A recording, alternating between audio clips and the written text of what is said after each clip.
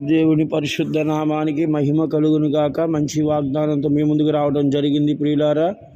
Mark సువార్త 5వ అధ్యాయం 34వ వాక్యం ద్వారా నీ బాధ నివారణ అయి నీకు స్వస్థత కలుగును గాక. ఇక్కడ చూడండి, ఈ వ్యక్తి మొదటగా ఆయన బాధపడుతుంటే బాధలలో బంధువుడుగా ఉన్నాడు దేవుడు.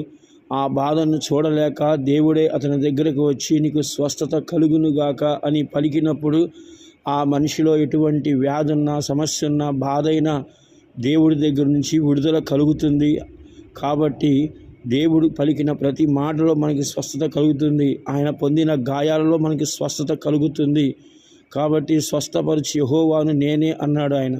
ప్రతి విధమైన అసాధ్యమైన కార్యాలన్నీ చేయగలిగిన సమర్థుడు, సర్వశక్తిమంతుడైన దేవుడు. కాబట్టి మన బాధను ఫస్ట్ దేవుడికి చెప్పాలి. అది ఎటువంటి బాధ అయినా సరే మొదటిగా దేవుడికి తెలియచేసినప్పుడు, దేవుడి దగ్గర ప్రార్థన చేసినప్పుడు దేవుడికి మనం సమాధానంగా ఉంటాం. అప్పుడు మనకు దేవుడి దగ్గర నుంచి జవాబు దొరికి మనకి స్వస్థత కలుగుతుంది. అది ఏ విధముగానైనా దేవుడు మనకి కార్యం చేస్తాడు. కాబట్టి మనం ముందుగా మన బాధ దేవుడికి తెలియజేస్తే అది ఏ సమస్య అయినా దేవుడు మనకి విడుదలనిస్తాడు. అనారోగ్యం నుంచి మనకి విడుదలనిస్తాడు.